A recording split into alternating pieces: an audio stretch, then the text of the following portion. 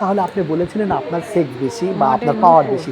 যখন ওনার তো ড্রেস ঠিক হয়ে যাবে। উনি বলছে যে আমি আর খারাপ পোশাক পরবো না, আমি ভালো পোশাক পরবো, ঠিক আছে।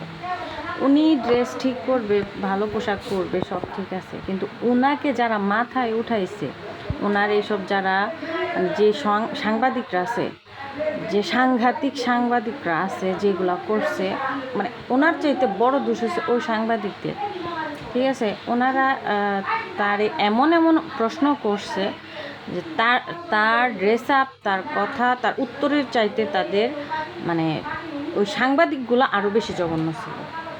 আমার মতে ওদেরকে আইনের আওতায় আনা উচিত, ওদের এইসব প্রশ্ন আর ওদের এইসব কথাবার্তার কারণে। আর এই এই মহিলারে এত এত মানে নিয়ে বাড়াবাড়ি করার কারণে।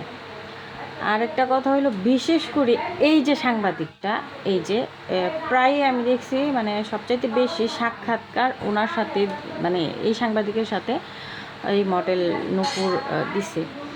তো এই লোকটা এত নোংরা প্রশ্ন করতে পারে আর এত নোংরা কথা বলতে পারে, আমার আর আমার লাইফে আমি আর কোনো সাংবাদিক বা উপস্থাপকরে দেখি নাই।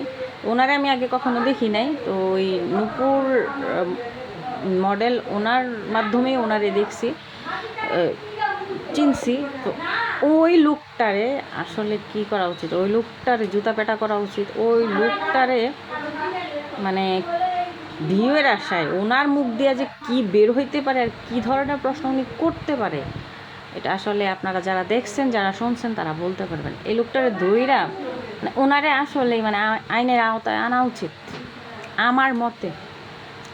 ওরে ধইরা থাপড়ানো উচিত, অসভ্য লোকে। ওনার মতো অসভ্য আমি আর দেখি নাই। ওই মহিলার চাইতে ওই পুরুষ আরও বেশি অসভ্য, আরও বেশি নোংরা। এত নোংরা ওনার মুখের কথা, কি বলবো আর, কিচ্ছু বলার নাই।